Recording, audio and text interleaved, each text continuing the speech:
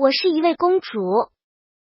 不是夜总会的那种公主，是住在皇宫里，父亲是国王，母亲是王后，有王子打败恶龙来救我的那种公主。我现在就在等待恶龙来抢我。你问我为什么知道会有恶龙来抢我？我就是知道啊，因为我从小到大都是这么被人告诉的。我在很小的时候，就有人摸着我的头发称赞我。看看这位公主多么漂亮，天生就是被恶龙抢走的好苗子。我骄傲地站直了身体，听着我的母后谦虚道：哪里。夸赞我的人面不改色地说：哪里都漂亮。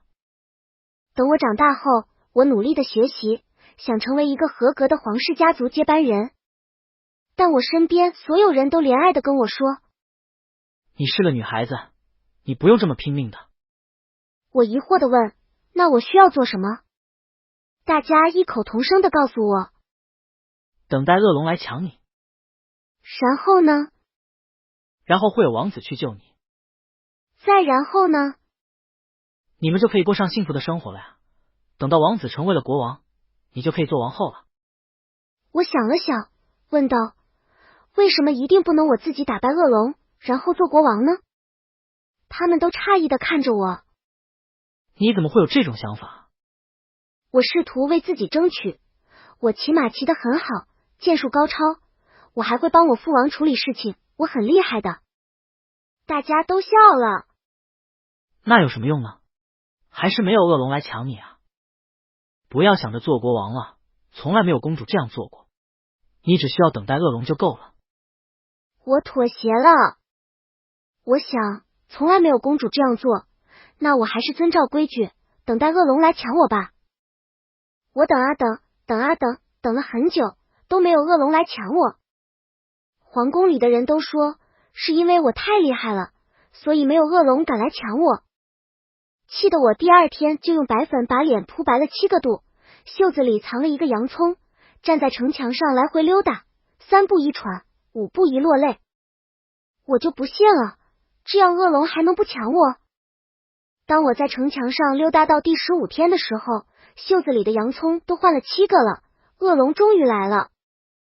那是一条漂亮的金龙，全身布满了闪闪发光的鳞片，它从天空中飞过时，城里的居民都惊叫着逃跑，只有我期待着看向它。它来了，它向我飞来了。我激动地捏住袖子里的洋葱，做好了随时掩面而泣的准备。它降落了，它变成了一个少年。它长得可真好看，眼睛圆溜溜的，又大又亮，睫毛又长又翘，忽闪忽闪的，好像一对小扇子，嘴唇红润润的，像是玫瑰花的花瓣，金色的头发在阳光的照耀下无比漂亮。他看上去不像一条恶龙，更像是一位王子。不，我没见过像他这么漂亮的王子。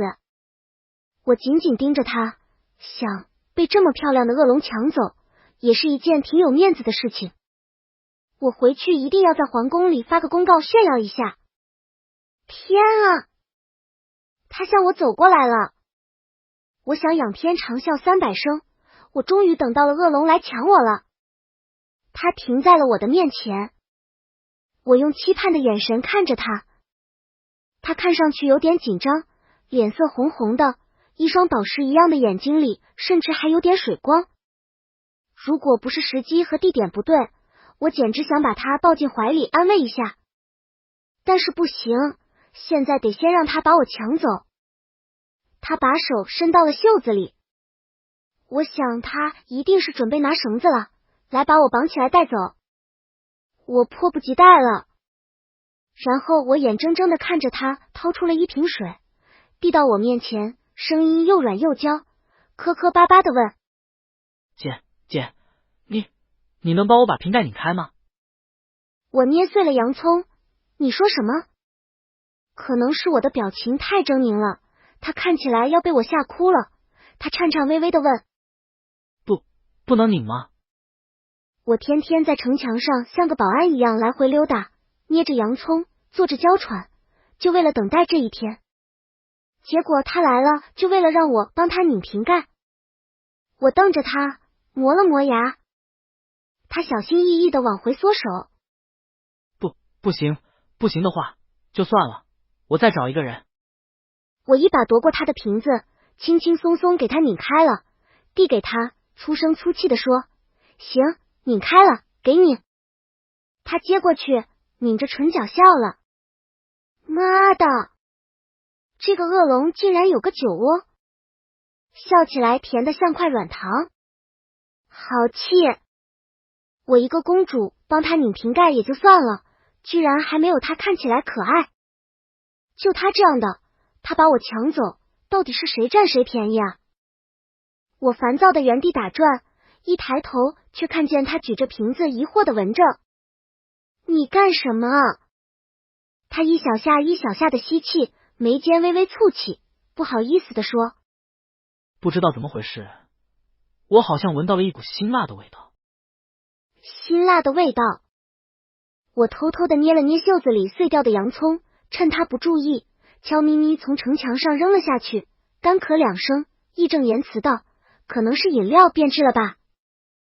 他乖乖的哦了一声，但看上去还是有点迷惑。我赶紧转移话题：你是一条龙，那你抢过公主吗？他终于从那瓶水上转移了注意力，摇摇头：没有，但是我这次出来就是来找公主的。我眼睛一亮：我就是公主。他睁大了眼睛，小声惊呼：你是公主？你什么意思啊？难道我不像个公主吗？他忙摆手：不是，只是因为我没有见过公主，我爸爸说公主都长得很美。他又补充了一句：我爸爸说比我美很多的那种。我感觉我被委婉的鄙视了。虽然我觉得我被鄙视了，但是面对他这张脸，我又说不出什么反驳的话。我只能低声下气跟他商量：你看，你需要抢一个公主，我就是公主；而我需要一条恶龙抢我，你就是那条龙。我们俩合作，你把我抢走，我们2个就都完成任务了。他迟疑道：可是……我斩钉截铁道：没有可是，你快点把我抢走。他脸红了，低着头说：可是我背不动你。老铁们，我一个身高168，体重50公斤的姑娘，真的很沉吗？我绝望的问：你就不能用龙形驮着我吗？他摇摇头，小声说：我们龙形只背伴侣的。我虽然很想说要不我做你伴侣吧，但是我看了看他的脸，把这句话又咽回去了。算了，不就是走路吗？我走还不行吗？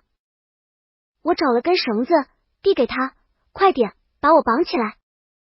他呆了呆，问：为什么？你不是自愿跟我走的吗？我板着脸教导他：这是仪式感，懂伐？他恍然大悟，小鸡啄米一样点头：懂了。他按照我说的把我绑了起来，然后怯生生的牵着绳子的一头。那我们出发。我开开心心道：出发。真不容易啊。我终于踏上了被恶龙抢走的道路，我终于完成了人生使命中的重要部分。我热泪盈眶的想要回头再看一眼这个我从小到大生活的城市。他怎么跑到我身后去了？恶龙少年仰起头，气喘吁吁，眼中含泪的对我说：姐姐，你能走慢点吗？我跟不上你。一瞬间我有点恍惚，我觉得或许我可以改变一下自古流传下来的故事内容，改成公主抢走了恶龙。又走了一段距离，我看着慢吞吞的恶龙，终于不耐烦了。你过来！恶龙少年努力跑到我面前。姐姐！我用力一挣，把捆好的绳子挣开，把少年拦腰一抱，稳稳抱在了怀里。卧槽！他抱起来好轻。还特别软。好吧，我原谅他说自己抱不动我这件事情了。恶龙少年掩住嘴，耳根都红了，结结巴巴道：姐姐，你干什么？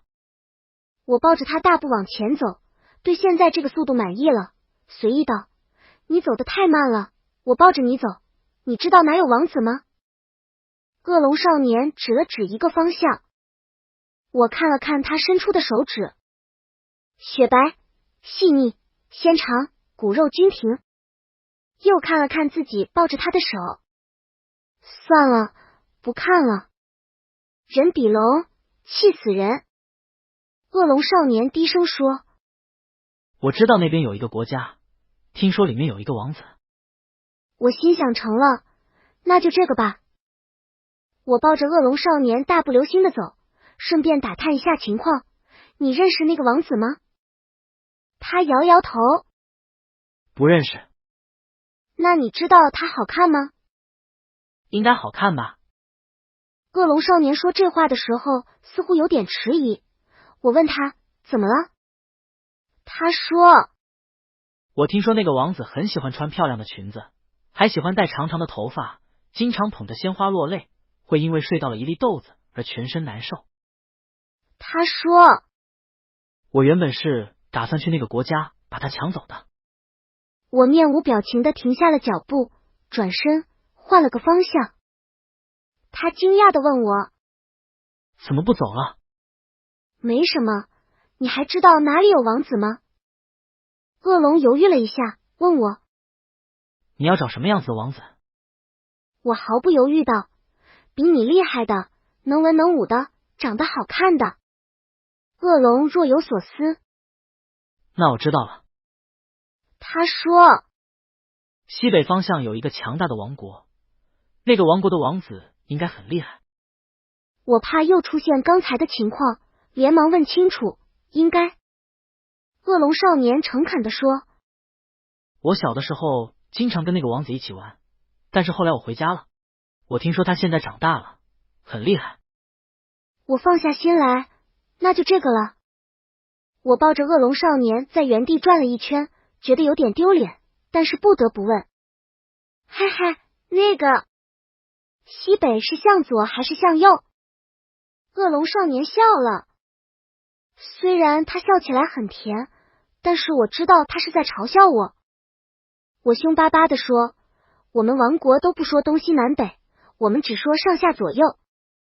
他弯着眼睛，很给面子的附和我：原来是这样呀。我仰起头，严肃的回答：没错。我坚决不会承认，其实我们王国里很多人都分得清东西南北，但我分不清这件事。坦白说，在见到恶龙少年之前，我一直以为我被恶龙抢走的过程应该是这样的。我尖叫着哭泣：滚蛋，你放开我，我要回家！哇！恶龙把我放在宽大的龙背上，腾云驾雾，声音震天动地。做梦，我要把你抢回去，你永远别想回家了。但现在实际情况是这样的。我抱着恶龙少年走了几个小时，低头问他：你渴吗？他乖乖的点头。有点渴。我把他的水瓶拿出来，帮他拧开。先凑合喝吧，等会儿给你找点干净的。他甜甜的说：谢谢。然后小口小口的喝水。我摸摸他的头，真乖。我太想早点见到王子了，马不停蹄的往前走。我们走了很久，一直走到天快黑了，我才想起来我们两个都没有吃饭。我有点愧疚，抱歉的跟恶龙少年说：我忘了问你饿不饿了。他好懂事的摇摇头。没关系，我不饿。我想了想，还是把它放下。为了抄近路，我们没有走大路，现在荒郊野岭的，连个人烟都没有。我问他：你平时都是怎么解决吃饭问题的？他掏出一块金子，坦然道：我有钱啊。我摸了摸身上那几个银币，悲愤欲绝。他比我好看，比我可爱，居然还比我有钱。这是什么天道不公的真实案例。不过现在这个环境，有钱也花不出去。我望了望周围，决定去打点猎物来吃。你坐在这里不要动，等我去找点吃的。他摘了几个巨大的叶子，亦步亦趋跟着我。我可以去接点水回来。我以前也用过叶子卷起来接水喝，它只能当时接完就喝，不好放置和储存。我停下脚步，安抚他，这个不好用，你不用给我带了，你接完自己喝就好了。他眨巴眨巴眼睛，当着我的面把叶子折成一个圆柱形的容器，上下左右给我看看。可以的哦，姐姐你不用担心。所以以前都是我太笨了吗？这是什么不正经的龙，居然连手工都会做。哼！自尊心使我想扭头就走，但我看着他一脸求夸奖的表情，没忍住，又摸了摸他的头，夸奖他很好看。他眼睛亮亮的去接水了。我回过神来，叹了口气，颜狗不配拥有自尊。我发现这条龙虽然看起来娇娇弱弱的，但是烤肉还挺好吃。我打了2只兔子，他负责烤，手艺比我们皇宫里的师傅还好。我坐在草地上，吐掉一口骨头，又羡慕又自卑的问他，你连做饭都这么熟练啊？他坐在火堆前，烤着兔子，整个人看起来比我优雅10000倍。我爸爸说，现在不流行霸道冷酷龙了，公主们都爱温柔绅士型。我作为一条龙，需要与时俱进，所以要学会做饭和做家务。我脸色复杂的听着，你们恶龙还挺时髦哈。不过，以你这张脸，你不用管什么流行不流行的。他把兔子撒好调料，用叶子包好递给我，看起来挺高兴。是吗？我接过来大口大口的啃，真香。嘴里含含糊糊回答他，是啊，现在的人都是看脸的。他笑了。那姐姐肯定有很多人喜欢。我拍拍胸脯，傲然道，那当然，我从小到大追求者无数，我跟你说，喜欢我的人连起来可以绕王城一圈。我骗人的。其实只有一个人追过我，还是小学2年级的时候，理由是觉得我很有安全感。神特么安全感，男人都是大猪蹄子。我愤愤的继续啃兔子，一抬头看见恶龙少年欲言又止的看着我。我心虚的想，不会这么快就被戳破了吧？我虚张声势的清清嗓子，不相信我。他摇头，不是，只是。他拿指尖点了点自己的前胸，示意我。姐姐，你刚刚拍的时候手上都是油。我低头，我胸前印着油汪汪的手掌印。唉，失策了，出门没带衣服。我和恶龙少年一起走了好几天，我发现他是一条很有趣的龙。他问我为什么一定要被龙抢走，我说这是从古至今的规矩。他的小脑袋上都是问号。是必须要这么做吗？我犹豫了一下，也不是吧，就是大家都默认这样做是合情合理的。他拖着下巴，不解地说，我爸爸说让我抢一个公主回家，实在不行抢个王子也行，不然就不让我回家过年。我觉得这简直没有道理，到底我是他的儿子呢，还是我抢回去的那个是他的儿子呢？同是天涯沦落人。我拍拍他的肩膀，理解道，我也是，我觉得我明明很好，可以直接做国王，但是大家都说公主就需要等待王子来营救，然后准备做王后，没有直接做国王的先例。我就纳闷了，万一救我的王子是个白痴怎么办？难道我要做一个白痴的王后吗？恶龙少年笑了，露出一口洁白的牙齿。姐姐，你可以自己做国王，然后找个王子做王后呀。咦，还可以这样吗？我怎么没想到呢？恶龙少年看着我，眼睛亮晶晶的，好像都是小星星。姐姐这么厉害，肯定是个好国王。我这人经不起夸奖，他一夸我，我就觉得是这么回事。我一拍大腿，行，那等我找到王子把我救出去，我就回去做国王。为什么还要找王子？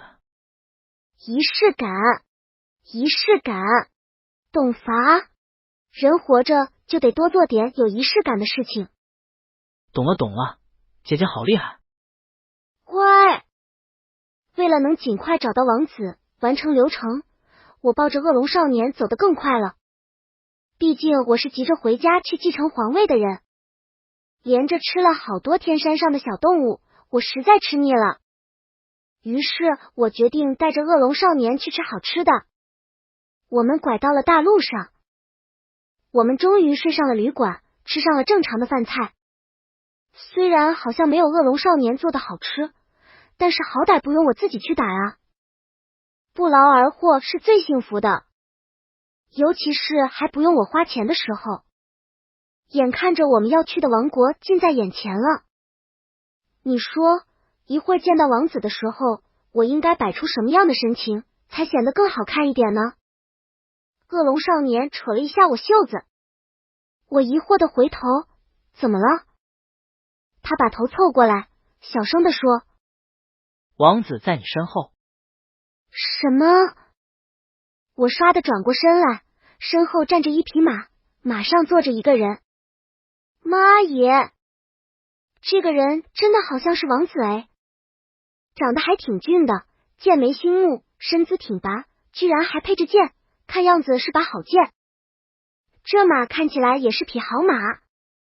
我清了清嗓子，我呀的一声倒在了恶龙少年的怀里，叫道，救命啊！恶龙少年配合的接住我，嘘嘘揽住我的腰，凶巴巴道，不许叫！我满意的看着王子下马了，他走了过来，他居然拔剑了！不行，我不能让他伤害到恶龙少年。我假装挣扎着站起来，打算一头栽到王子怀里，然后趁机让恶龙少年躲起来。就见王子伸出手，一把揪住我的领子，把我扔到了一边。他还嫌弃的拿出手帕擦了擦手，之后扔掉手帕，温柔的抱住了恶龙少年。你没事吧？我瞪大眼睛，开始怀疑人生。Hello， 我在这呢。王子，你看到了吗？公主在这呢。我故意嗨嗨了两声，义正言辞的声明道，我是一位公主。王子投来了诧异的眼神。妈的！这眼神我在恶龙少年脸上也看到过。我又被鄙视了。好气！你什么意思啊？我真的是一位公主。王子皱起了眉头。我指向恶龙少年，不信你问他。恶龙少年点了点头。没错，她是一位非常好的公主。我想王子这回该信了吧。结果他冷漠的转过了头。关我屁事。然后他抱起了恶龙少年，小心翼翼的放到了马上，像对待什么易碎物品一样。你还记得我吗？我们小时候经常在一起玩。恶龙少年有点不好意思，耳朵红红的。记得，你现在比以前高了。王子笑了，刚才面对我时冷漠的冰刀都化成了温柔的春水。我一直很想念你，能再见到你真好。你愿意跟我去皇宫里住几天吗？恶龙少年长长的睫毛忽闪忽闪的。不会打扰到你吗？王子绅士的行了个礼。当然不会，我最尊贵的客人，我求之不得。我目瞪口呆的看着他们聊天，试图彰显一下我作为公主的存在感。恶龙少年想起来了，他跟王子解释，这是需要你营救的公主。王子眼神都没往我身上瞥一眼，飞快的答，不救。恶龙少年茫然的看向我。王子扶着少年的头，让他看自己，很委屈的样子。你为什么总是看他？你不像小时候那样喜欢我了吗？少年手足无措的哄他。没有，我一直很喜欢你。嗨，你们看到了吗？这还有个人呢。当然，凭借我和恶龙少年共同欠债的交情，我还是被邀请一起去了皇宫。虽然王子对我的邀请是在恶龙少年的催促下进行的，不过那不重要，反正我走个流程就回家了。让我很惊喜的是，当我和王子还有恶龙少年一起踏进皇宫的大门，突然从四面八方涌出了一堆人，他们撒着花欢笑着冲了过来。我听到他们喊着：看，王子带回了美丽的公主。天啊，这就是传说中的公主吗？好美！我们国家迎来了最美的王妃。我听着这些赞美，骄傲地抬起了头，保持着金贵的姿态，挥一挥手，微笑道：大家不要激动。我被蜂拥的人群挤了出来，待在原地看着他们围住王子与恶龙少年。我无声指了指王子和恶龙少年的方向，又指了指自己，张大了嘴。不是，这些人都瞎了吗？真的公主在这站着呢，好吗？就在我原地震惊的时候，终于有一个管事的人走向了我。还好还好，我想这个国家还是有眼睛雪亮的人的。那个管事的人站到我面前，我准备拦住他的行李，以感谢他的好眼光。然后我听到他说：你是新来的扫地的吗？怎么穿的这么破？怎么穿的这么破？这么破？我低头看了看自己确实有点划破的衣衫，还有那个依旧停留在胸前的巴掌印，又看了看满身华贵的王子和衣着精致的恶龙少年，沉默了。唉，今天是屈辱的一天。我和恶龙少年一起在王子的宫殿住了1个月，生活得很愉快。王子带着恶龙少年去赏花，我在王宫喂鱼。王子带着恶龙少年去游湖，我在王宫喂鱼。王子带着恶龙少年去骑马，我在王宫喂鱼。王子带着恶龙少年去参加舞会，我在王宫喂鱼。王子带着恶龙少年去重温故地，我在看画本。哦，你问鱼呢？撑死了。我本来打算换一个池子接着喂的，但是王宫里的女仆抱着我的大腿哭，求求您别再喂了，您放他们一条生路吧。我深沉地揽住了女仆的肩膀，语重心长地告诉她：你错了，鱼不是我喂死的，他们是撑死的。女仆哭得打了个嗝，有什么区别吗？当然有了，他们不是吃鱼粮撑死的，是吃狗粮撑死的。不止于，我觉得我也要撑死了。王子这个卑鄙小人，每天撒娇耍赖装可怜，缠着恶龙少年，可怜恶龙少年一朵娇花，被他骗进了怀里。王子的骚话一天比一天过分。王子，这么多年没见，你不想念我吗？王子，我心匪时不可转也。王子，你是我永恒的挚爱。王子，宝宝，嫁给我好吗？呵，男人都是大猪蹄子。不过这只大猪蹄子勉强还可以，除了对恶龙少年，对谁都是不假辞色。我在王宫住的最后几天，参加了他们的婚礼。漂亮娇软的恶龙少年，最终将脚步停驻在了这个强盛的国家。我离开的时候，没管王子的黑脸，抱着恶龙少年，在他眉心轻轻落下一个吻。如果有一天，这个大猪蹄子对你不好，你就来找我，姐姐的国家大门永远为你敞开。恶龙少年的眼睛还是那么漂亮，像蔚蓝的大海，倒映着漫天的繁星。他看着我，特别认真地说：姐姐会成为最厉害的女王。我扬起下巴，笑道：当然。然后骑上马，挥挥手，头也不回地奔向我的王国。